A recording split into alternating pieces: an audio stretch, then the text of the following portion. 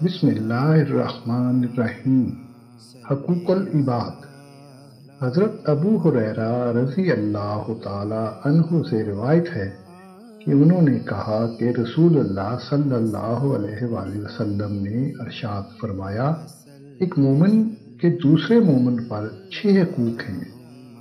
جب وہ بیمار ہو جائے تو اس کی بیمار پرسی کرے، اور جب مر جائے تو اس کے جنازے میں شرکت کرے، اور جب وہ اسے اپنی کسی ضرورت و دعوت کے لیے بلائے تو وہ اس کی پکار پر لبیک کہے، اور جب اس سے ملاقات کرے تو اسے السلام علیکم کہے، اور جب وہ چھینک مار کر الحمدللہ کہے تو اس کے جواب میں یرحمکم اللہ کہے، اور اس کی غیر موجودگی یا موجودگی میں ہر موقع پر اس کی خیر خواہی کرے۔